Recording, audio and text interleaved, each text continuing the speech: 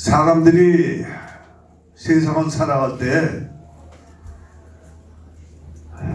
누구나 고난이 따를 수 있고 또한 어떤 재난도 올 수가 있습니다. 또 옳지 아니하는 병고도 찾아올 수가 있는 겁니다.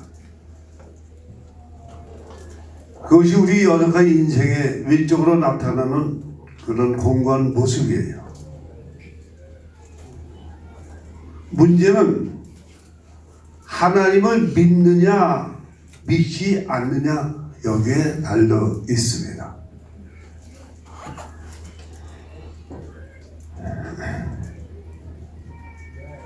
요한복음 15장 16절에 보면은 너희가 나를 택한 것이 아니라 내가 너희를 택했다고 됐어요. 그 택함받은 우리는 어떻게 해야 된다? 하나님의 열매를 맺어야 되는 거예요. 그것이 우리에게 주어진 사명이에요.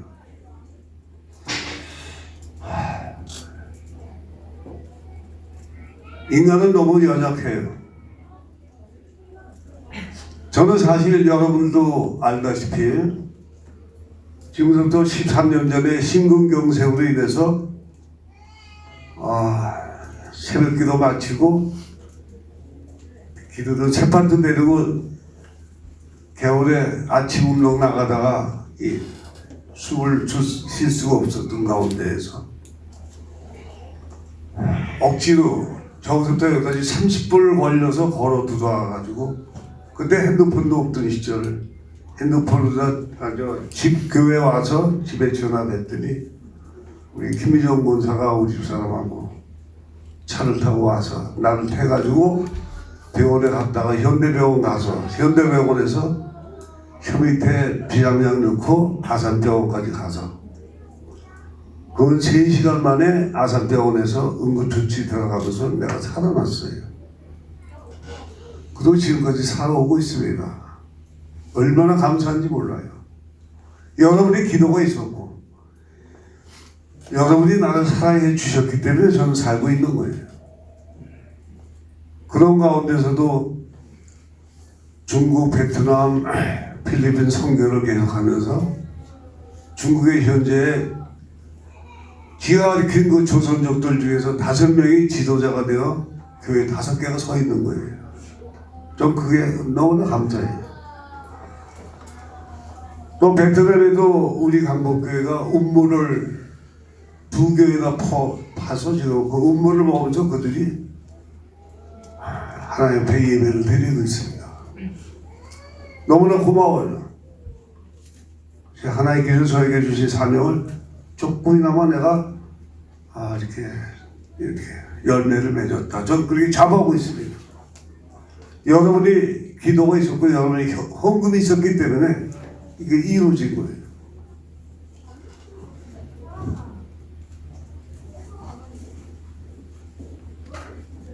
그런데 열흘 전에 갑자기 우측 이 사타구니 위치에 자꾸 아파요. 이상하게 아주 불편해요. 그러면서 이 허리 옆구리까지 이상하게 그 통증이 와요. 그래서 제가 6일 날인가 김창선 내과 병원에 갔어요. 가서 암만 해도 내가 여기 이것도 결석 같다고 돌이 들어있을 것 같다고 근데 그렇게 해서 했는데 소변경찰과 내 오줌에서 피가 섞여 나온 거예요. 눈으로는 보이지 않지만 검사하니까 그게 딱 나오더라고요. 김창선 의원이 송영수 빨리 큰 병원에 가서 CT를 찍어라. CT를 그래서 현대병원 갔죠. 가서 CT를 찍었어요. 찍고 나서 거기 비뇨기과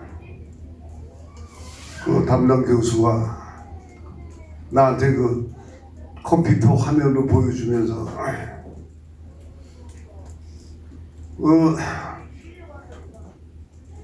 돌이 있는 것이 아니다. 염증이 조금 있어가지고 약 일주일치의 약을 먹으면 그건 안 돼. 그건 별게 아니래요. 그건 아무것도 아닙니다. 단, 내 콩팥에 종양이 붙어 있는 거예요. 그 종양이 발견됐어요. 말문이 막히더라고요. 종양. 근데 크기는 1cm 정도 된다고 해요. 그러면서 나보고 그래요. 선생님, 굉장히 작은 거니까 촉입니다. 그러니까 너무 염려하지 마시고, 내가 다니는 아산병원으로 소견서를 써주면서 CT 촬영한 것까지 주면서 아산병원을 빨리 연락하라고. 그러고 나오는데 찬송가 91장이 나오 생각이 많다. 슬픈 마음 있는 사람, 이것이 떠오르더라고요. 아무 생각 없이 그것만 그냥, 슬픈 마음 있는 사람 예수 이름 믿으면 영원토록 변함없는 기쁜 마음을 얻으리라.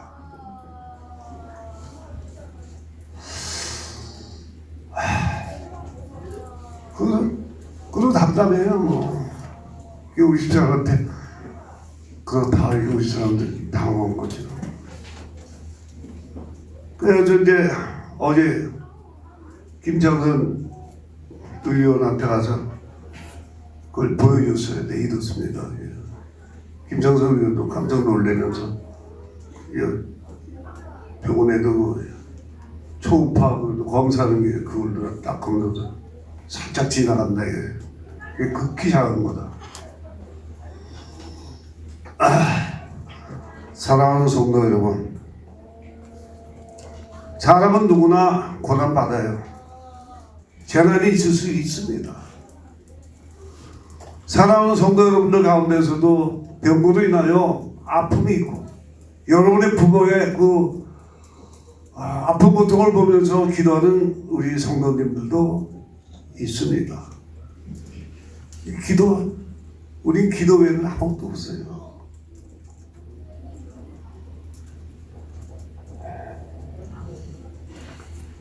요한복음 15장 16절에 말씀한 것처럼 너희가 나를 택한 것이 아니라 내가 너희를 택했다. 내가 택한 이유는 바로 뭐냐? 너희가 열매를 맺게 하기 위함이다. 열매를 맺게 하기 위함이다. 이것이 하나님이 원하시는 거예요. 사랑하는 성도 여러분, 믿음의 사람은 이미 하나님의 축복을 받은 사람인 거예요. 하나님의 축복 속에 우리는 살아가고 있어요. 교회 가면 다 부자 되고 뭐 만병토시 되고 그런 거 아니에요. 하나님은 우리 영혼을, 우리에게 누적이 영혼을 변화시켜서 하나님의 자녀로 만드셔서 하나님의 일을 하시고자 우리를 택한 거예요. 요한복음 15장 16절처럼 내가 하나님 나 믿겠다고 내가 결심한 게 아니라 하나님이 여러분들을 잡아준 거예요. 우리는 하나님 앞에 잡힌 바 되어진 가운데 우리가 강복교회라고 하는 하나의 공동체를 이루고 함께 하고 있는 거예요. 그러니까 우리 목적은 뭐예요? 하나님의 나라의 확장, 그것도 중요하지만 진정으로 가장 중요한 건 우리가 죽어서 영생으로 하나님 나라에 들어가는 거예요. 믿습니까? 네. 이것이 보장되어 있음으로 말미암아 우리는 그걸 믿고 교회에 나오는 거예요.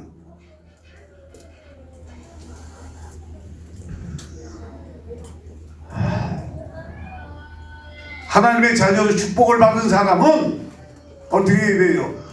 축복의 길을 알고 그 길로 가야 되는 거예요. 그런데 믿음의 사람에게도 축복의 길이 아닌 다른 길이 그 앞에 나올 수도 있습니다. 그래서 믿음의 사람은 축복의 길과 아닌 길을 구별해서 옳은 길을 선택하는 능력을 가져야 할 줄로 믿습니다. 내가 지금 걷고 있는 길이 옳은 길이냐 그런 길이냐, 내가 생각하고 있는 이것이 옳은 생각이냐 아니냐를 분별할 수 있는 능력자가 수 있어서 진정으로 하나님의 자녀다운 삶을 살아가야 할 줄로 믿습니다. 시편 1편을 보면은 사람의 길이 두 갈래로 나오고 있습니다. 그 길은 하나님을 향한 길이냐 그렇지 아니한 길이냐. 하나님을 향한 길을 의인의 길이라 하고 또 하나님과 반대되는 길은 무슨 길? 악인의 길이라 이렇게 말합니다. 그 우리는 믿는 성도이기 때문에 의인의 길로 가야 할 줄로 믿습니다.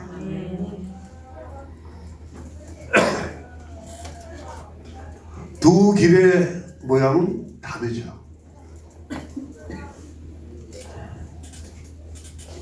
의인의 길은 하나님의 말씀을 묵상하는 길이요. 반면에 악인의 길은 자기 꾀로 행하고 오만함의 자리로 들어가는 것이 악인의 길인 줄로 믿습니다. 또 두 길의 결과도 달라요. 의인의 길은 형통합니다. 그러나 하나님이 인정하시지만 악인의 길은 심판을 받고 멸망의 길로 떨어지고 마는 겁니다. 그리고 두 갈래 길은 정반대의 길이에요. 두 갈래 길을 동시에 걸어갈 수도 없는 것이고 중간 지대로 들어가는 존재하지도 않습니다. 어리석은 사람이 두 길을 왔다 갔다 할 뿐이에요.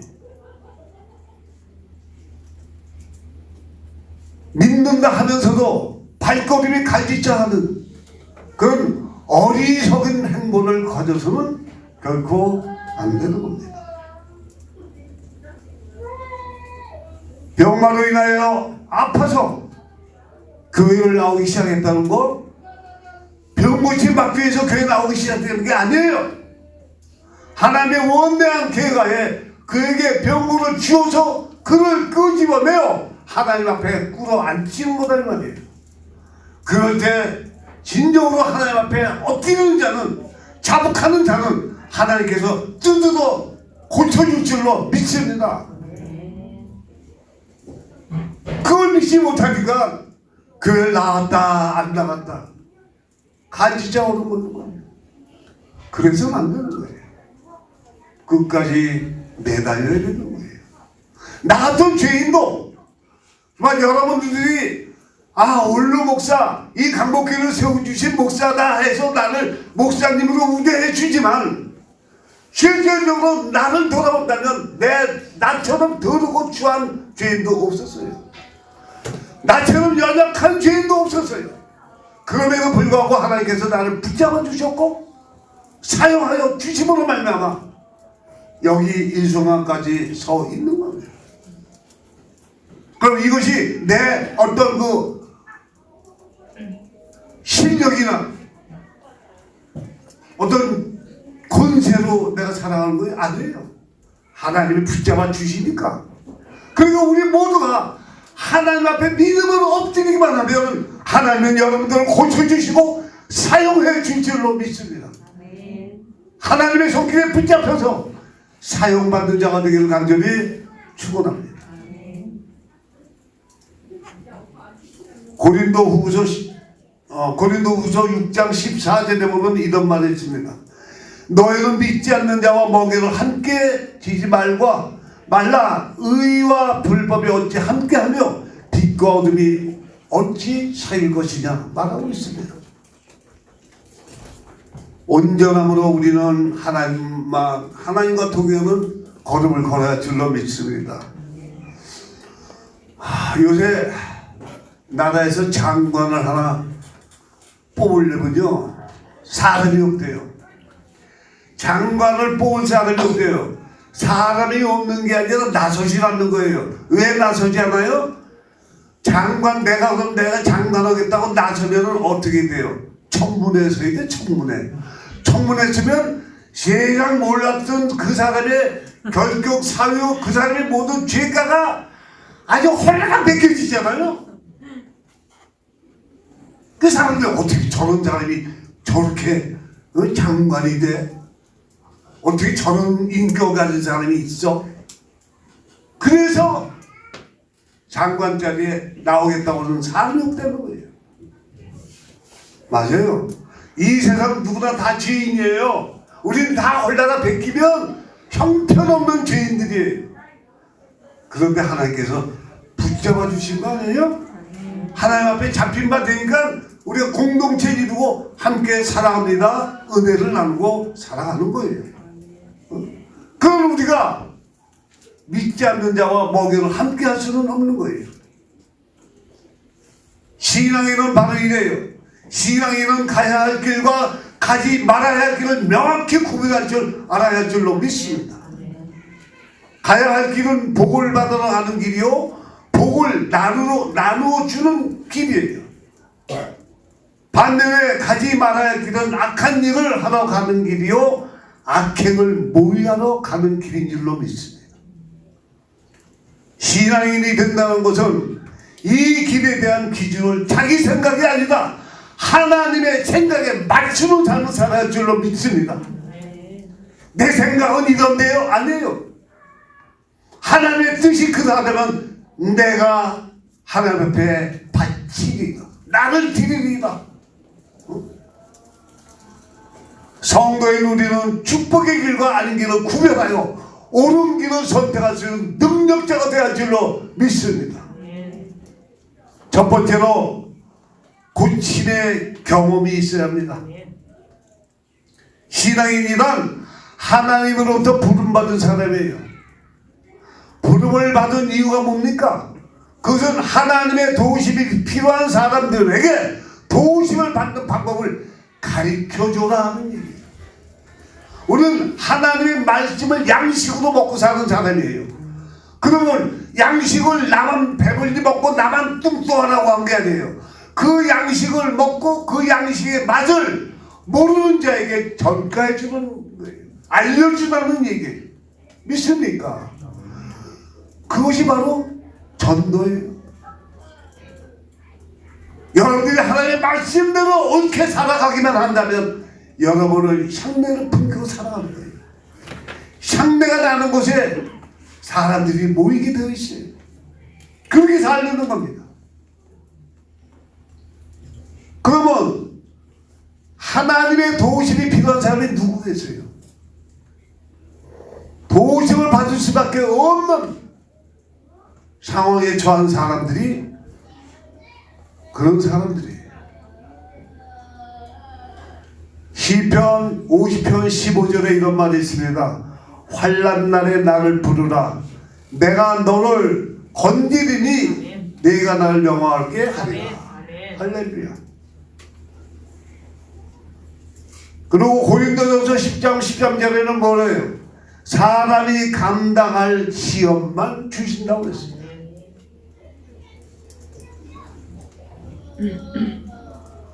우리가 건드려줘야 되고 우리가 손잡아줘야 되고 우리가 사랑으로 품어주어야 할 그 사람들이 바로 누굽니까?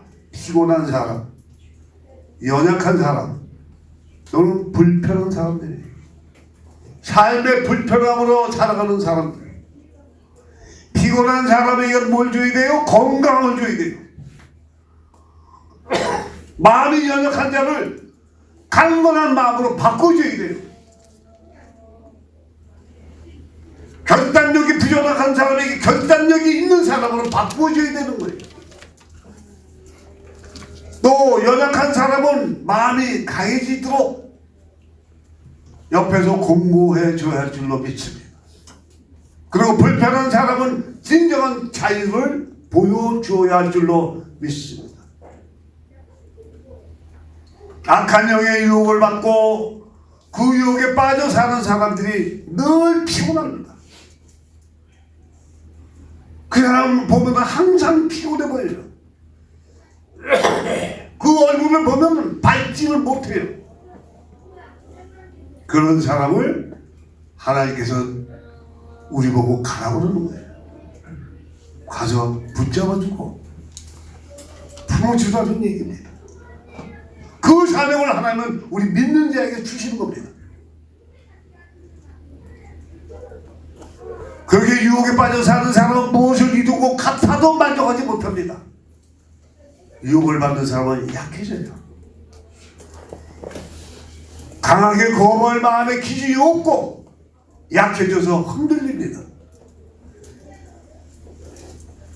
유혹을 받으면 내면의 불안함이 점점 커지고 정직과 진실을 불편하게 생각합니다.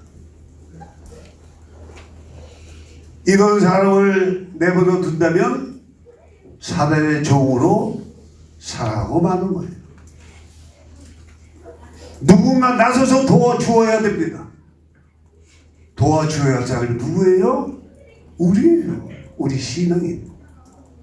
할렐루야. 신앙인들은 하나님의 은혜로 이미 건강해졌고 말씀으로 강해져 있고 자유를 경험한 사람들입니다. 다시 말해서 하나님으로부터 오는 축복을 경험한 진정한 은혜가 충만한 사람으로 되어 있는 줄로 믿습니다. 그렇다면 신앙인은 자신이 경험한 고침의 은혜를 다른 사람에게도 나누어줘야 되는 거예요. 자기만 고침받고 자기만 행복하게 살아가는 거 하나님이 원치 않아요. 내가 고침받았으면, 내가 행복해지면 내 옆 사람에게 고침을 주고 내 옆에 사람에게 행복을 함께 나눌 수 있는 관계를 가지라는 얘기입니다. 예수님을 전하고 자신의 경험을 간증함으로 듣는 사람에게 고침의 은혜를 나타내어야 한다는 사실입니다. 고침의 경험이 신앙인으로부터 불신앙자에게 확장되어 가는 것, 그것이 하나님 나라의 확장인 줄로 믿습니다. 꼭 이러한 고침의 은혜를 받기를 간절히 축원합니다. 그다음 두 번째, 화해의 흔적입니다. 화해의 흔적이 있어야 돼요.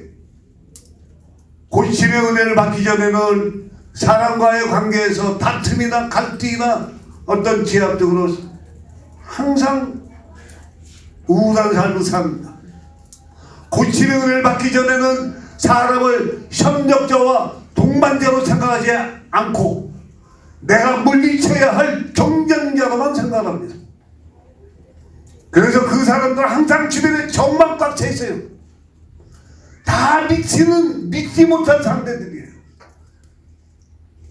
바로 그런 사람이 뭐예요? 혼자 고독하게 사는 사람들.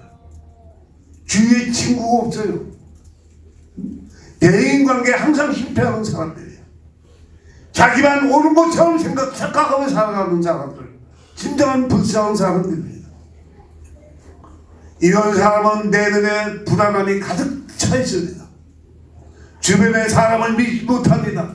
자기가 다른 사람을 경계하고 있으니까 다른 사람도 자기를 해야 할 것 같은 착각 속에 빠져 있는 거예요. 이런 사람들은 자기를 기쁘게 보려는 하나님의 의도를 전혀 알지 못합니다. 그러다 보니까 자기도 자신을 기쁘게 보아주질 않습니다.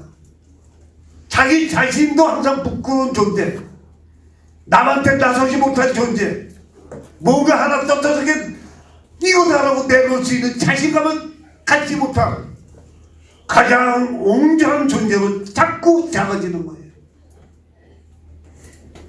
남 앞에서 큰 소리 치지만 사실은 그 사람은 작은 사람이에요. 겸손함으로, 사랑으로 다른 사람을 대할 때 그 사람은 거목과 같은 사람, 많은 사람에게 존중을 받을 수 있는 큰 사람으로 보이게 되어지는 겁니다.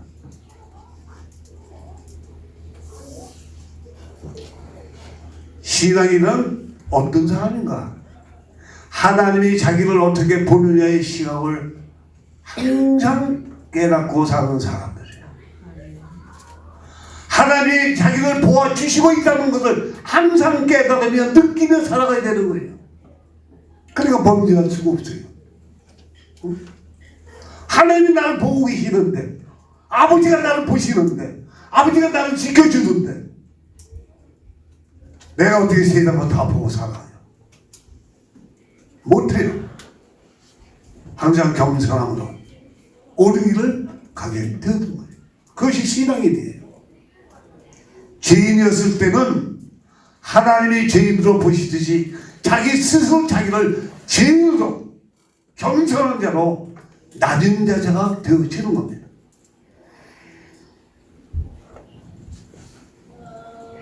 진정한 믿음으로 의롭게 된 이후에는 하나님이 자기 자신을 의롭게 보아주시고 사랑하심을 믿고 자기 역시 의롭게 되어짐을 확신하며 자부하며 살아낼 줄로 믿습니다. 할렐루야. 우리 꼭 그렇게 살아가시는 간절히 축원합니다. 내가 교회를 오래 다녔고 이제 나온 지 얼마 안 됐고 그게 상관이 아니에요. 하나님 앞에는 어제나 오늘이나 똑같은 관계 속에서 우리를 붙잡아 주시는 그 하나님. 할렐루야.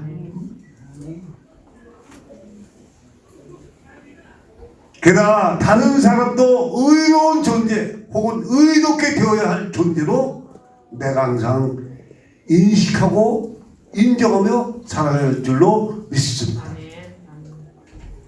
그래서 믿음을 가지면 하나님을 보는 시각, 내면의 생각, 그리고 다른 사람을 보는 시각이 부정적이 아니라 긍정적으로 바뀝니다. 할렐루야. 그러다 보니까 다른 사람과 협력과 연합의 관계를 추구하게 되어질 줄로 믿습니다. 화평과 거룩함을 추구하게 되어지는 거예요. 그래서 마태복음 5장 8절에 말합니다. 8절과 9절에 말하죠. 마음이 정결한 자는 복이 있나니 그들이 하나님을 볼 것이며 화평하게 하는 자는 복이 있나니 그들이 하나님의 아들이라 일컬음을 받을 것입니다. 얼마나 감사합니까? 한번 여러분 거울 앞에 서서 자기 얼굴을 보고 순태야, 네가 정말 화평하냐? 네가 정말 거룩하냐? 자기 자신에게 한번 물어보십니다. 그럼 자신 있게 나는 화평한 자요 거룩한 자라고 대답할 수 있는 내가 되어 있는가? 지금도 나를 봐주고 계시는 그 하나님 앞에 당당하게 주여 내가 여기 있나이다. 나를 사용하여 주옵소서. 이런 신앙, 이런 담대함을 갖는 우리 강복회 모든 성도들 되기를 간절히 축원합니다. 갈등이 있으면 적극적으로 해결하고 경쟁이 있으면 함께 이기게 되는 길을 찾아야 되는 거예요. 믿음을 가지면 본질적으로 화평과 거룩을 추구하는 사람으로 바뀌게 되어지는 줄로 믿습니다. 믿음의 사람은 화해의 흔적이 꼭 나타나 줘야 되는 거예요. 할렐루야. 세 번째로 용서의 감격이 있어야 합니다. 믿음을 가져도 과거의 습관을 되풀이하는 사람들이 있습니다. 여전히 갈등하고 경쟁하면 다른 사람을 미워하거나 무관심한 사람들이 있습니다. 믿음을 가지기도 했지만 내면에 뭔가 자기를 괴롭히는 것들이 있기 때문에 항상 괴로운 거예요. 그럼 나를 괴롭히는 게 뭡니까? 그게 과거의 문제예요. 하나님 앞에 확실하게 회개하지 못하고 하나님 앞에 확실히 말씀드리지 못한 자기 안에 꿍꿍 앓고 있는 과거의 문제가 있는 거예요. 그것이 바로 뭐예요? 쓴뿌리예요.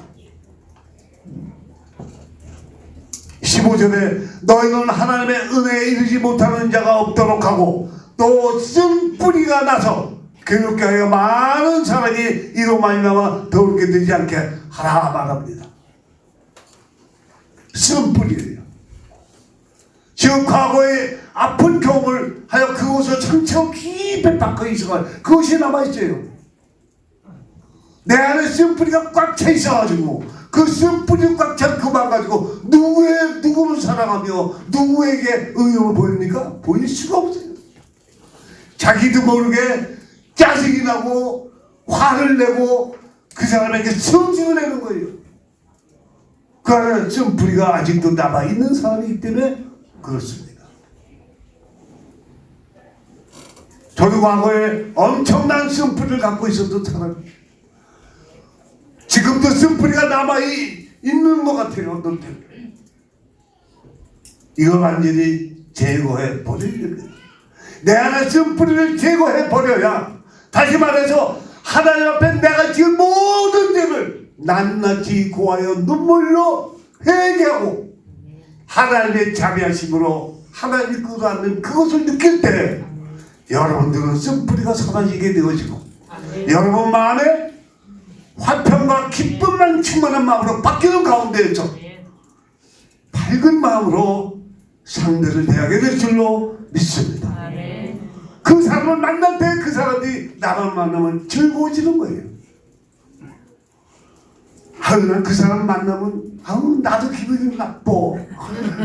그 사람 만나면 나도 짜증이 나. 그런 사람이 있어요. 근데 나는 이영웅이만 만나면 항상 기뻐. 이영웅이가 웃으면 나도 웃게 돼. 할렐루야. 우리 강북교회 모든 성도 여러분들 다 기쁨을 나눌 수 있는, 화평을 이룰 수 있는 여러분들 되기를 다시 한번 축원합니다. 할렐루야. 교회 나오면서도 혼자 뿌려쳐 아주 있다가 혼자 제 가방 뚜려 재고 땅바닥만 보다가 그냥 집으로 가는 그런 성도 되지 마시고 서로 진실로 손잡아 줄 수 있는. 할렐루야.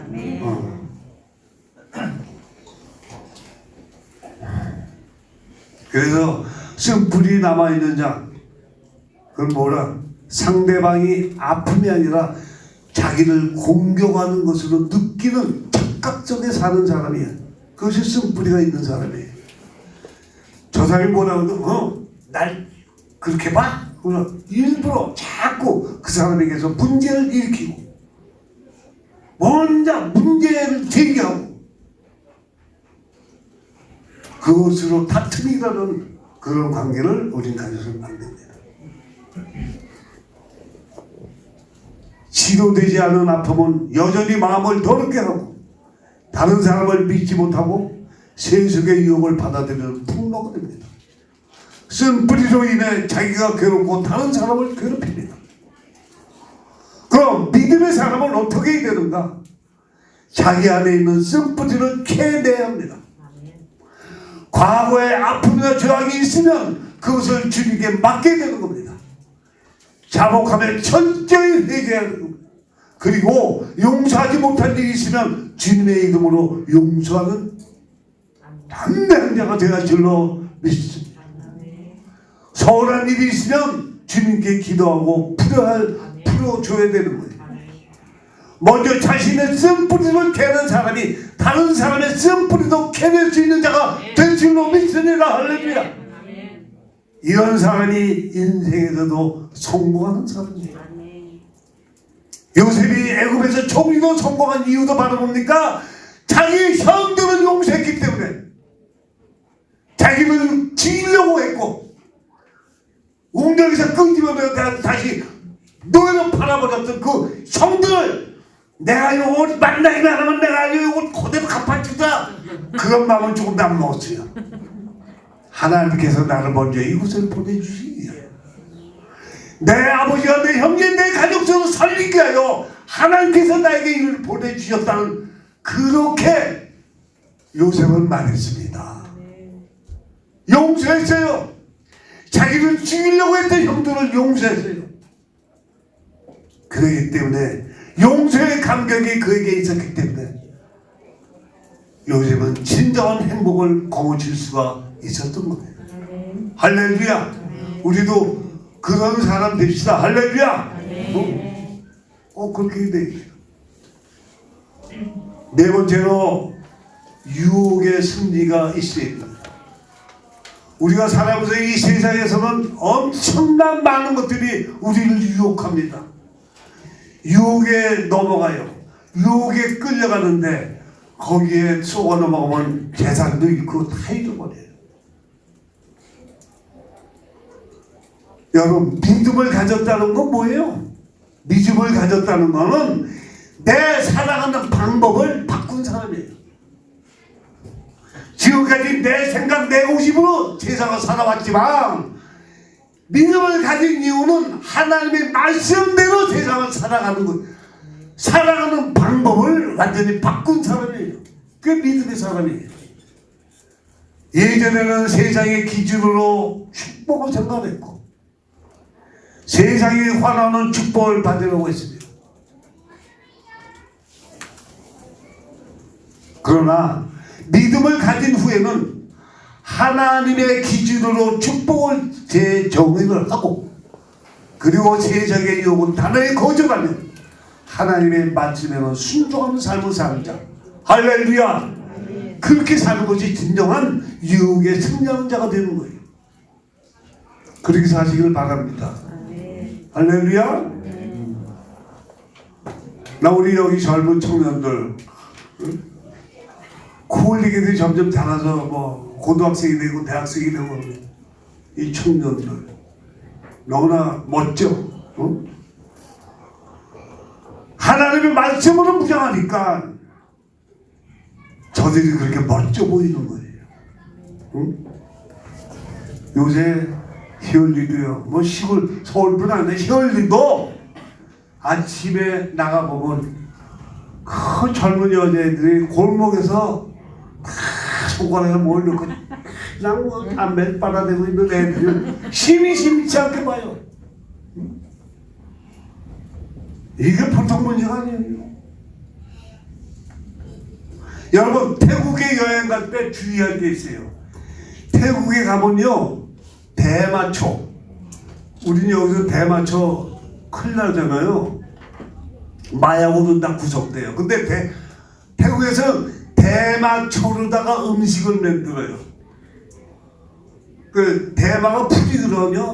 그 대마초 풀로다가 음식을 그 재료로 해서 음식을 만들어서 파는데 못 모르고 그 음식을 먹고 나서 한국에 들어올 때 착 걸리는 거예요.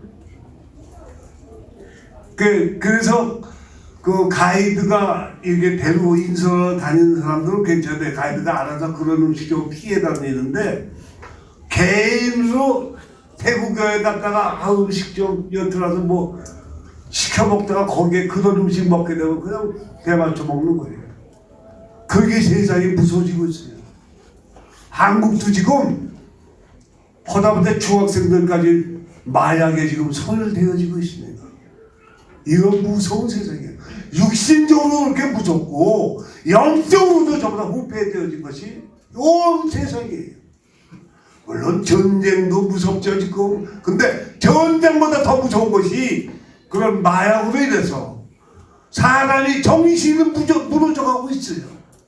그리고 하나님 앞에 우리가 믿는 자로 택함받은 자체가 축복이라는 것이 바로 거기에요. 그런 데서 보호되고 있잖아요. 세상 유혹에 넘어가지 않잖아요. 여러분 스스로 관리 잘하시길 바랍니다. 하나님 말씀으로 무장하시고 기도로 방패 삼으시기를 다시 한번 축원합니다. 만약에 세상의 유혹에 넘어간다면 어떻게 될까요? 성경에 에스라는 사람이 나왔어요. 당장 배가 고프다고 장자의 명분을 아주 그냥 너무너무 우습게 여기며 그냥 팔아버렸어요. 자기에게 주어진 고유한 권위와 권력을 무시하고 쉽게 포기해버렸어요. 나중에 에서가 장자의 명분을 다시 받으려고 아버지 이삭한테 울며 매달렸지만 소용이 없었어요. 창세기 25장 27절 34절에 그 내용이 나오고 있습니다. 당장 배고프다고 단팥죽 한 죽에 그 장작국을 팔아버린 그렇게 믿음의 그 엄청난 중량을 가볍게 여겨버리고 내팽개치는 그런 믿음 하나님은 원치 않습니다.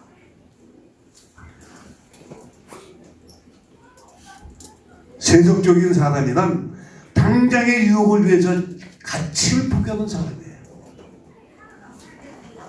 가치를 포기하면 그 존재의 가치도 잃게 되어지는 겁니다.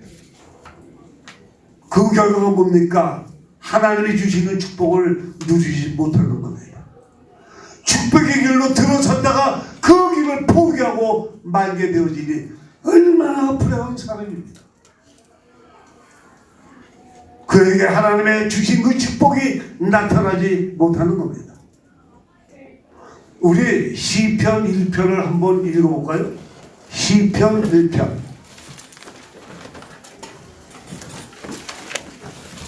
시편 1편 1절에서 6절입니다. 교도하십니다.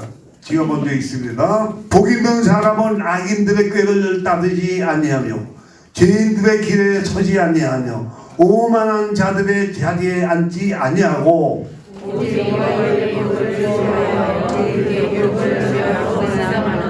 그는 시냇가에 심은 나무가 철을 따라 열매를 맺으며 그 잎자루가 마르지 아니한 같으니 그가 하는 모든 일이 다 형통하리로다.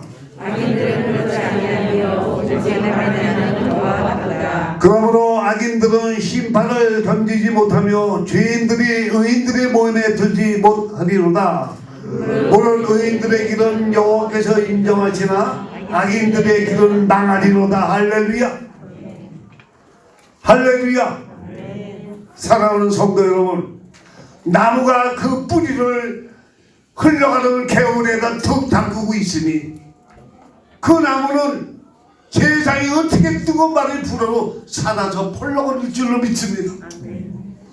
마찬가지로 우리가 살아갈 때 세상 지식도 중요하지만 하나님의 말씀으로 항상 여러분이 담겨 있으면 어떤 악한 것이 덤빈다 할지라도 늘 물리치고 이길 수 있는 축복의 길을 가는 여러분 될 줄로 믿습니다. 할렐루야. 시편 1편에 나타나는 악한 사람이 곧 세속의 길을 가는 사람이에요. 믿음의 사람에게도 세속의 삶에 대한 유혹이 강하게 임합니다. 그러나 믿음을 가졌고 축복의 길을 간다는 것, 바로 이런 유혹을 강하게 맞서 싸워 이기는 자만이 주어질 수 있는 축복인 줄로 믿습니다. 사랑하는 우리 성도 여러분, 진정으로 믿음 안에서 강한 자들 되시길 간절히 축원합니다. 그리고 교회에서 이 세상을 향해 나갈 때는 예수 그리스도의 향기를 마음에 묻히고 나가시길 바랍니다. 그리고 처음 만나는 사람이나 오래된 친구를 만나도 변화된 여러분을 보여주시고 그들이 마음속에서 감탄하는 놀라운 역사를 이루시는 여러분들 다시 한번 축원합니다. 할렐루야. 진정한 축복의 삶을 하나님의 축복으로 살아가는 우리 강복교회 모든 성도들 되기를 간절히 축원합니다. 기도하겠습니다.